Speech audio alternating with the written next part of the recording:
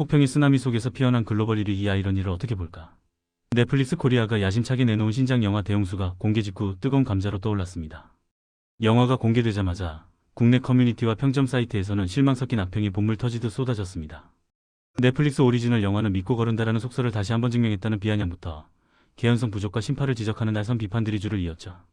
하지만 놀랍게도 성적표는 정반대의 이야기를 하고 있습니다. 해외에서는 공개 일주일째 넷플릭스 글로벌 영화 부문 1위를 수상하며 폭발적인 인기를 끌고 있기 때문입니다. 국내 관객들의 눈높이가 지나치게 높은 것일까요? 아니면 해외 관객들이 한국형 신파와 장르물에 유독 관대한 것일까요? 국내에서의 싸늘한 반응과 해외에서의 뜨거운 열기, 이 극명한 온도차가 오히려 대홍수를 반드시 확인해야 할 문제작으로 만들고 있습니다.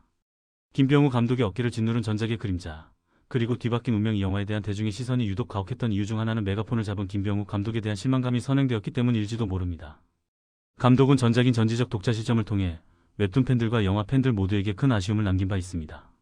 워낙 방대하고 탄탄한 세계관을 자랑했던 원작 웹툰을 스크린으로 옮기는 과정에서 원작 파괴 논란과 연출력 부재라는 쓴소리를 들으며 흥행 참패를 겪었으니까. 사실 대홍수는 제작 시기상으로는 먼저 만들어진 작품이었으나 공개가 늦어지면서 본의 아니게 실패한 감독의 차기작이라는 꼬리표를 달고 시작하게 되었습니다. 하지만 편견을 거두고 본다면 한정된 공간에서 서스펜스를 조율하는 감독 특유의 장기가 이번 작품에서는 꽤 유효하게 작동했음을 알 수 있습니다. 평범한 일상을 덮친 재난, 김다미가 그려낸 모성애의 시작 영화의 시작은 여느 재난 영화가 그렇듯 평화로운 혹은 권태로운 일상을 보여줍니다. 김다미가 연기한 고한나는 잠든 아들의 곁에서 눈을 뜹니다. 권은성이 연기한 아들 신자이는 물놀이가 하고 싶다며 엄마를 보채는 천진난만한 아이입니다. 안나는 그런 아들을 달래며 식사를 준비하는 평범한 엄마의 모습을 보여줍니다. 이 도입부는 뒤이어 닥칠 재난의 공포를 극대화하기 위한 고유한 전주곡과도 같습니다. 김다미라는 배우가 가진 묘한 마스크는 평범해 보이지만 어딘가 비밀을 감춘 듯한 안나 캐릭터의 신비로움을 더하며 관객들이 그녀의 감정선을 따라가게 만드는 훌륭한 길잡이 역할을 합니다. 아파트 4층까지 차오른 물, 시각적 공포가 주는 몰입감 평온함은 순식간에 깨집니다. 안나는 바닥에 흥건하게 고인 물을 발견하고 창밖을 내다본 순간 경악을 금치 못합니다. 비가 많이 온 수준이 아니라 아파트 단지 전체가 거대한 수조에 잠긴 듯 물이 차오르고 있었기 때문입니다. 이미 1층은 물론이고 저층부는 완전히 수몰된 상태. 물은 멈추지 않고 계속해서 위를 향해 솟구칩니다.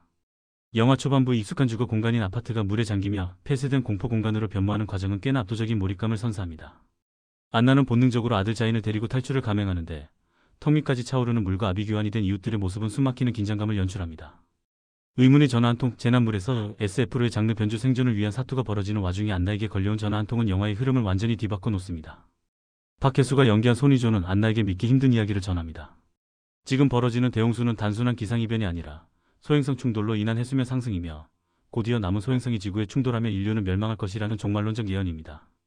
그리고 그는 안나에게 당신이 개발한 이모션 엔진만이 인류를 구원할 유일한 희망이라며 그녀를 구조하겠다고 말합니다. 이 시점부터 영화는 단순한 생존 재난물에서 인류 구원이라는 거창한 사명을 띤 SF 미스터리로 장르의 궤도를 수정합니다. 끊임없는 위기와 탈출, 안타까운 희생들 중반부까지 영화는 안나와 자인을 구출하기 위한 손희조의 필사적인 노력과 아파트라는 수직 공간을 탈출하려는 안나의 고군분투를 교차해서 보여줍니다.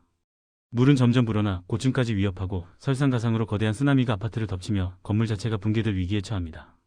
그 과정에서 안나는 도움을 요청하는 이웃들을 외면해야 하거나 눈앞에서 사람들이 휩쓸려가는 모습을 목격하며 깊은 트라우마와 죄책감을 겪습니다. 이러한 재난 시퀀스는 볼거리를 제공함과 동시에 안나라는 인물이 가진 극한의 스트레스와 아들을 지키겠다는 집념을 쌓아 올리는 과정으로 작용합니다. 여기까지는 우리가 익히 아는 재난 영화의 문법을 충실히 따르는 듯 보입니다. 헬리콥터가 오지 않는 이유, 뒤통수를 치는 반전 관객들이 이제 구조대가 오고 인류를 구하는 영웅서사가 펼쳐지겠구나라고 예상할 즈음 영화는 뜻밖의 카드를 꺼내듭니다.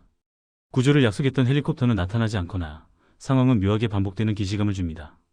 그리고 밝혀지는 진실. 지금까지 안나가 겪은 모든 재난 상황은 실제가 아니었습니다. 이 모든 것은 인류를 구원할 AI 이모션 엔진을 완성하기 위해 안나의 의식을 가상현실 속에 가두고 극한의 상황을 반복해서 시뮬레이션하는 과정이었던 것입니다.